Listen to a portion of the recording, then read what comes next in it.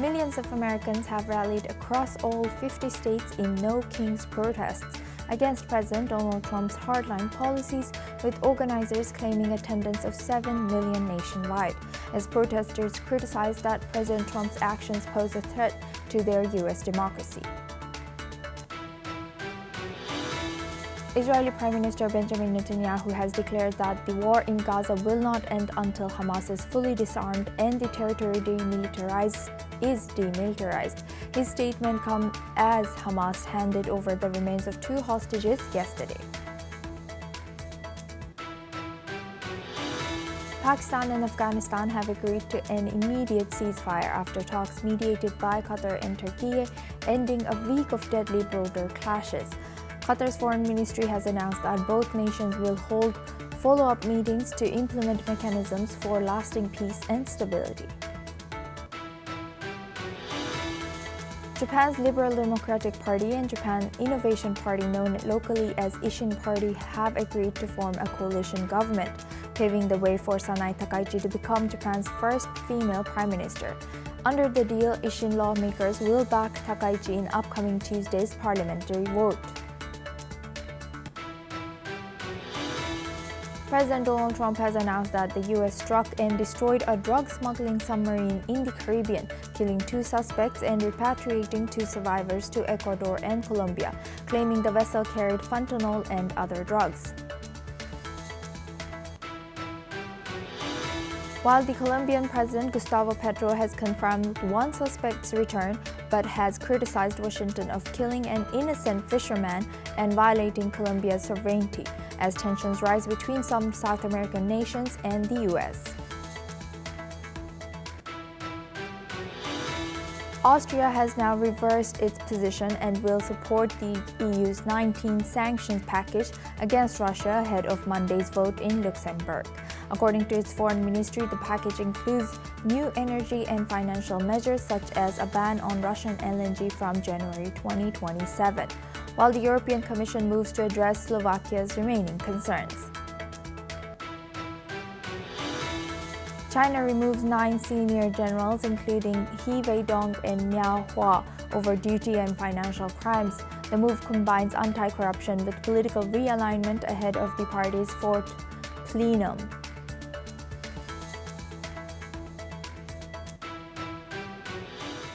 Thousands of protesters have gathered in downtown Washington, D.C. to protest against U.S. President Donald Trump's policies on immigration, education, and security, in one of what organizers expect to be more than 2,600 No Kings demonstrations nationwide.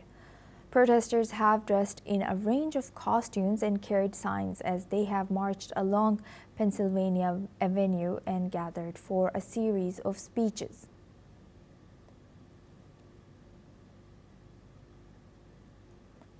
Meanwhile, tens of thousands of people have also filled the streets between Times Square and 14th Street in Manhattan, New York. As they rally in the anti-Trump No Kings protest, protesters have demanded Trump's impeachment. They've also spoken about the state of citizens' rights in America. Protesters have also rallied in Chicago for the No Kings protests, where the demonstrations are also being referred to as Hands Off Chicago. Protests are taking place in Grant Park and near the Trump Towers in Chicago, where protesters have described that they are protesting against Trump's immigration policies and the recent immigration crackdown in Illinois. Organizers are mobilizing against President Donald Trump's policies on immigration, education, and security, which they argue threaten their democracy. The protests, backed by high-profile political figures like Bernie Sanders, Alexandria Ocasio-Cortez, and former Secretary of State Hillary Clinton. The protests are predicted to draw millions, potentially marking one of the largest demonstrations in U.S. history. Now for this discussion, we're joined by Robinder Sachdev. He's an international affairs expert, joins us live from New Delhi. Thank you very much for joining us today. Good to see you. What do the scale and coordination of No Kings protests reveal about current domestic politics of U.S.? Thank you. A pleasure to meet Thank you. you. Thank It you. is not only domestic politics, it's actually the culture of America. America, which used to be known as a melting pot, is no longer a melting pot. America is now a boxing ring, wherein there are two, you can say, sides. Each side fears and hates the other. The MAGA conservative crowd fears and hates the liberals and the left, and the liberals and the left hate and fear the MAGA conservative crowd, right? So that's the fundamental, lay of the land which is out there in America. Now, yeah, sure, but 7 million people coming together is a good number, is a very good number. But at the same time, we should remember that, Trump won, and Trump won by maybe, I think, around 70 million votes as compared to, a few million votes more than his opponent, Kamala Harris. So there is opposition to Trump within America, no doubt, right? One third of America does not vote, if we were to look broadly. Two-thirds vote, and out of the two-thirds vote, Trump had a slightly more than half, and Kamala had less than the half. So it's one third of America actively is against Trump, and one third of America, which was neutral, did not vote, could also be against or pro-Trump. We don't know. So the numbers that we are seeing this, it also indicates in terms of domestic politics that the Democrats are getting their act together. The Democrats were in shock and awe after the defeat, and the pace at which Trump is rolling out his executive programs and policy changes, they're not being able to cope up with the speed at which change is coming their way in all directions, right? And the Yes. the further left of the party has been asking to stand up and fight. The moderate Democrats are saying, okay, let's go along, we will see. But now it seems the Democrats are consolidating. So that's one other thing that we see from this protests. Other than that, it does not matter. I mean, Trump is in power, he will remain in power. And Mr. Sachdev, to what extent do these protests reflect broader concerns about them criticizing Trump's policies as not democratic and not being a democratic norm? And they are criticizing it with every not only it being not democratic, but in regard of executive power, civil liberties, everything. What do you think about that? No, very much so. Yes, there's a huge opposition, and it indicates. I mean, these are the feet on the ground, right? The 7 million numbers which are being thrown around. They would be 3 times, 4 times these numbers of people at homes or in offices, okay, who may not have joined the demonstrations, but who feel a similar way, right? So there's a great number of people feeling that way. However, at the same time, Trump and the one third of America, which has voted him, they feel that Trump is leading them towards a better, purer, stronger nation. Okay, whatever be the policies, where it seems we don't want immigrants, okay, let him be harsh towards immigrants. We want America to be a Christian nation. So yeah, it has to be, Christianity has to be the numero uno, ODA in the country. Uh, Tariffs, fair enough. They're not concerned as long as it won't affect their consumer prices because tariffs are an international matter. But Trump says that he is pulling in billions and billions and trillions due to tariffs, and he's right on that, by the way. The European Union has promised to invest $1.35 trillion in America, in addition to the 15% tariffs it will pay. Japan has promised to invest $565 billion. And by the way, all of them have said within the next 3 years. Yes. We know often, politicians and countries make promises, things don't work out, but still, Yes. it seems intent is serious. Yes. So, in the Trumpotopian worldview, I've written a book on Trumpotopia. In their worldview, things are going okay, and this is a revolution. Yes, indeed. Thank you very much, Ravinder Sachdev, for sharing that insight as an international affairs expert. Please stay with us as we come back to you for our next news as well. Now, Pakistan and Afghanistan have agreed to an immediate ceasefire following peace talks in Doha, bringing temporary calm after a week of intense border clashes that have marked the deadliest violence between the two countries since the Taliban took power in Kabul in 2021. The ceasefire is confirmed by Pakistan's defense minister with follow-up meetings now scheduled in Istanbul on October 25th to discuss implementation and ensure sustainability, as mediated by Qatar and Turkey. In other developments, Afghanistan has withdrawn from an upcoming cricket tri-series in Pakistan after the death of 3 local players in strikes in Paktika province. Meanwhile, Pakistan maintains that airstrikes targeted only verified militant camps, killing over 100 insurgents, including those responsible for the suicide attack, while rejecting claims that civilians were harmed. Additionally, authorities from both sides have emphasized the need to follow the ceasefire agreement and continue diplomatic talks to avoid future escalations. Now for this discussion, we go back to Rabinder Sachdev. He's an international affairs expert, joins us live from New Delhi. Thank you very much, sir, for staying with us.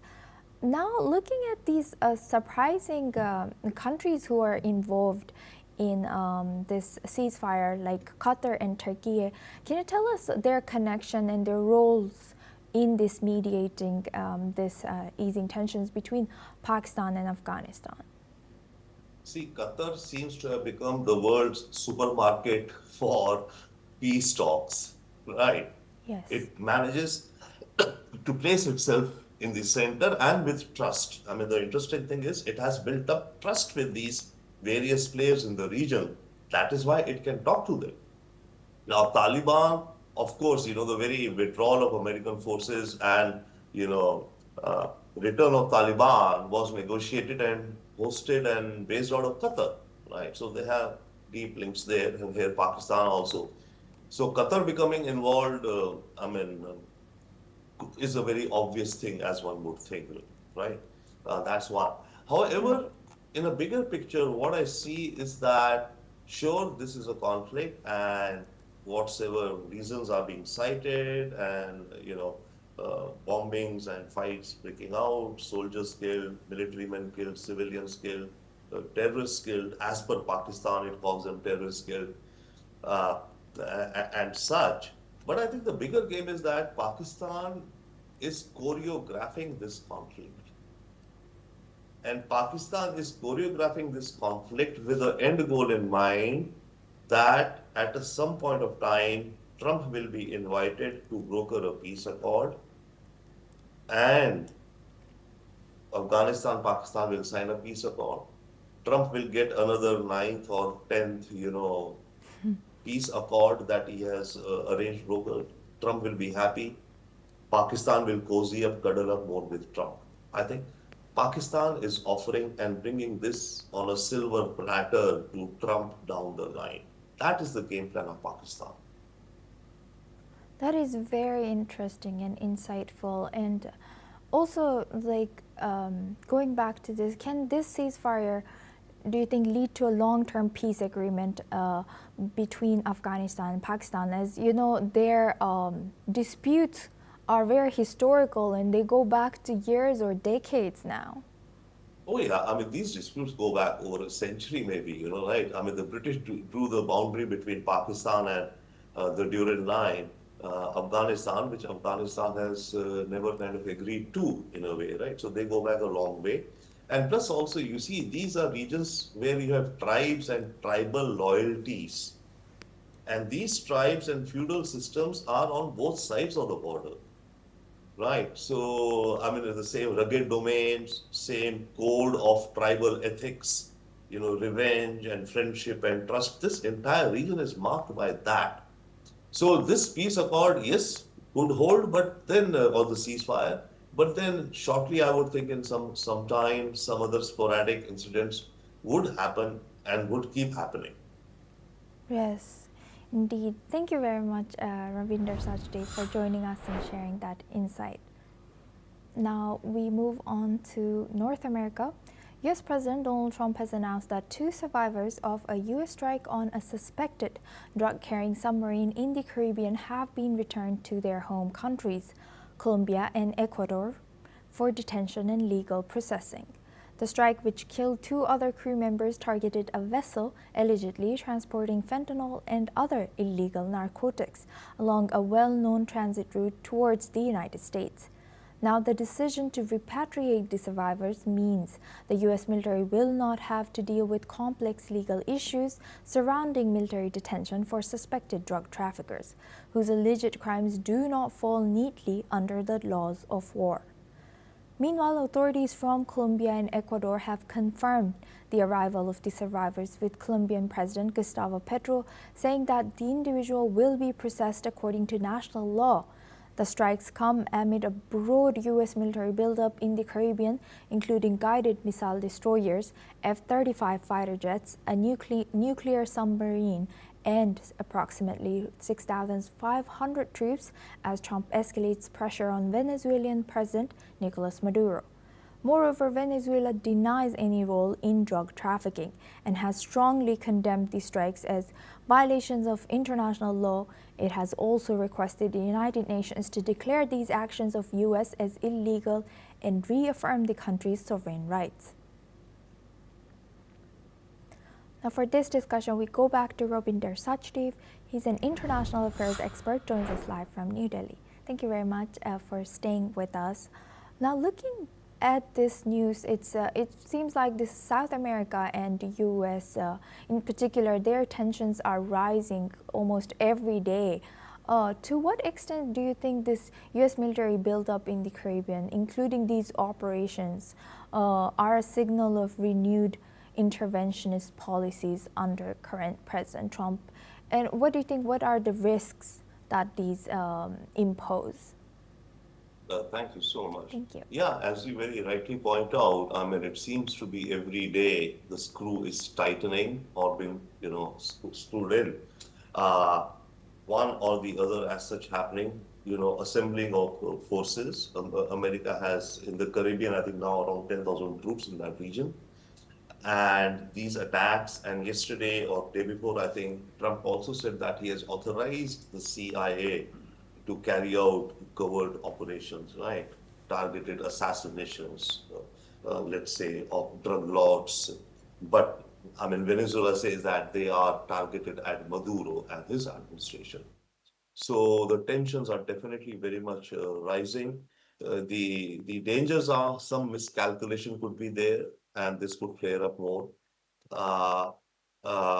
Venezuela could end up getting hurt. I mean, America has firepower. America has a lot of firepower, right?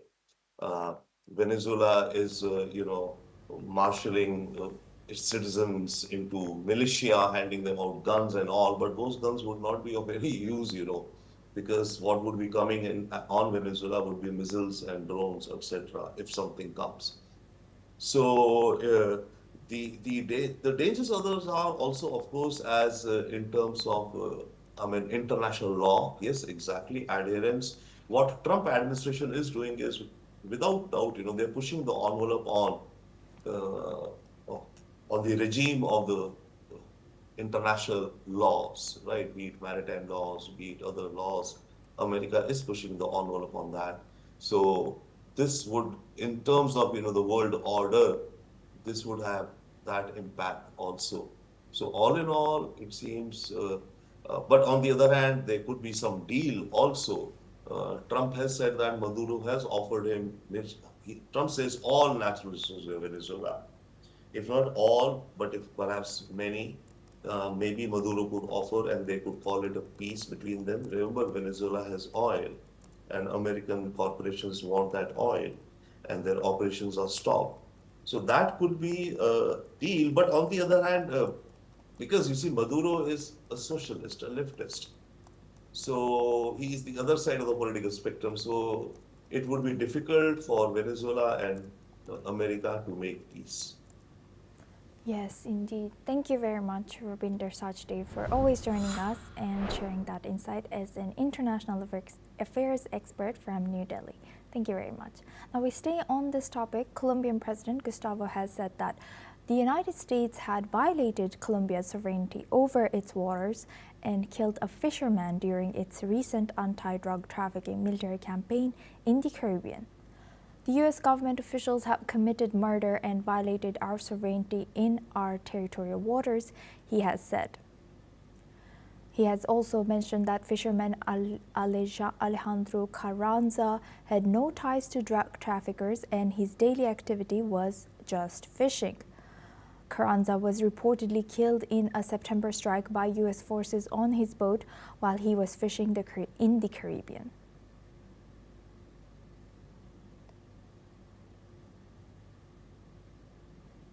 Now we move on to Asia. Japan's Liberal Democratic Party and the Japan Innovation Party have broadly agreed to form a coalition government, setting the stage for the country's first female prime minister.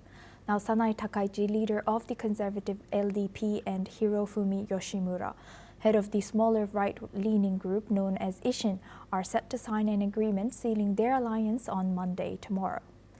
Ishin lawmakers will vote for Takaichi in an election to choose the next prime minister on Tuesday, October 21st, but the party does not plan to send ministers to a new cabinet initially. Takaichi's path to succeed Prime Minister Shigeru Shiba had seemed all but certain until the LDP's junior partner Komeito quit their 26-year coalition this month, setting off a flurry of negotiations with rival parties to select the next premier.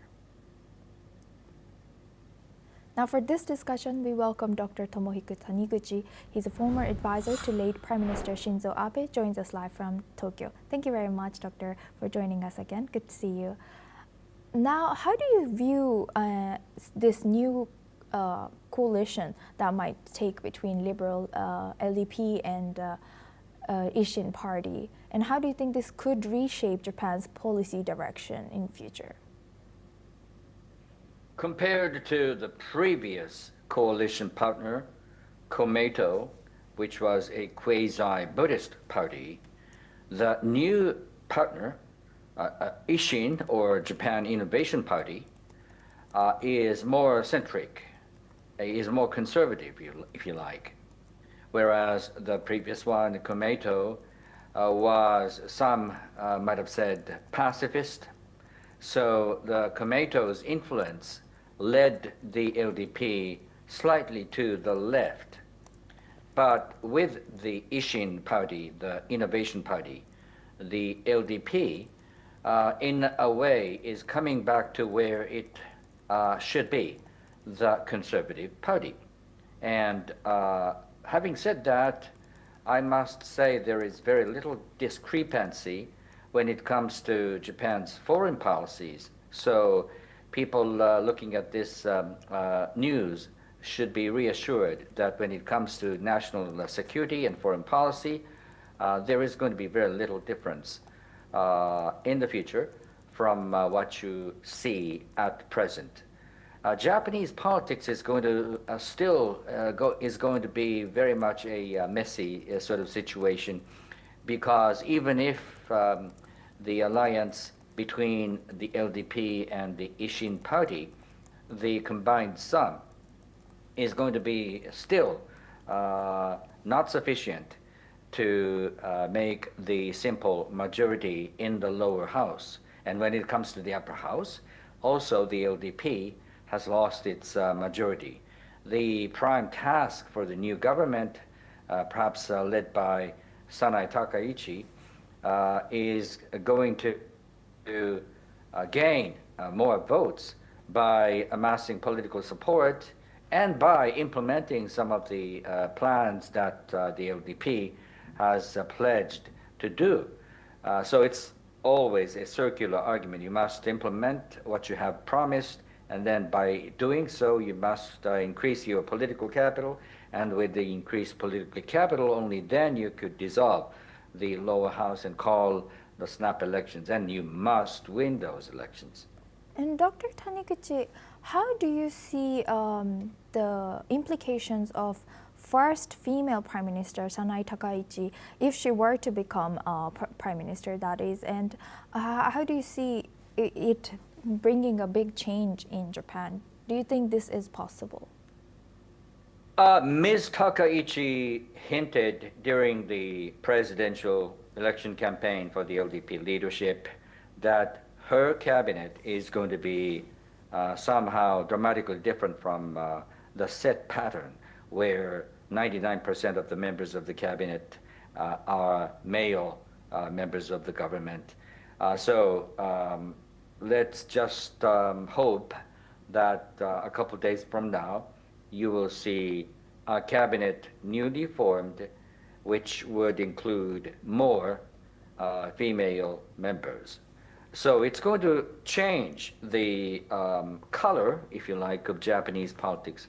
But at the same time, it's a reflection of the reality on the ground, because if you look at corporate board, Japanese military, other social institutions, the participation of the female labor force has gone up quite significantly since the late Prime Minister Abe advocated that direction.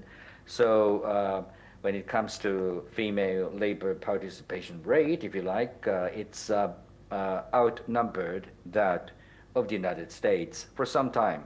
So Takaichi's appearance is not necessarily so much a surprise you might expect, as you might expect. Okay, that's so interesting. And lastly, Doctor, what factors do you think led to Kometo's withdrawal from, almost 3 decades of coalition with LDP? And how do you think this reflects on broader changes in LDP's political dynamic? I am still being seriously puzzled, to be honest. In the cabinet, with the government, then the Komeito has been able to wield a tremendous veto power, because it sent a member as a cabinet member to the government. And in order for the cabinet to forge an agreement, the set pattern is you must have a unanimous vote. So by so doing, Komeito has been able to steer the course, if you like, of the LDP-led government. Out of the government, Komeito can do nothing of that sort. And with the aging of its supporters, I don't think there will be much brighter future for the Komeito now being cut from the government conduct, if you like. So I am still puzzled. The future historians will have better interpretations. And lastly, Doctor, also you mentioned you were puzzled, and also me too. I was very surprised by this. Do you think this has affected the public sentiment towards these both parties in any way? I've got no answer to your question, although your question is very much pertinent. What I should say is that this is a unique situation. Yes, Sanae Takaichi has won the leadership election of the LDP, but nothing has been automatic. So Sanae Takaichi has done an extra amount of effort by herself to win the prime ministership. And I can't recall which prime minister who actually was like that in the past. So this is very much, the unprecedented situation. And Sanae Takaichi can now claim that I have got my own position by myself. So it's, yes. I think it's going to be a boost for Takaichi. Right. Always great learning from you. Thank you very much for joining us, Dr. Tomohiko Taniguchi, as a former advisor to late Prime Minister Shinzo Abe. Thank you. Now we move on and we stay in Asia. Flight operations have now resumed at Hazrat Shah Jalal International Airport in Bangladesh after a massive fire broke out earlier in the airport's cargo terminal, which disrupted air traffic and forced a temporary halt to flights. The blaze sent thick smoke across the city and prompted a large-scale response.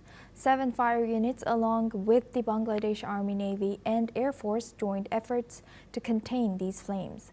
Now, the first flight has reportedly departed at 9:06 p.m. local time, and authorities have confirmed the first fire is now under control. Additionally, the Civil Aviation Ministry has said that they will investigate the cause and take steps to prevent similar incidents in the future.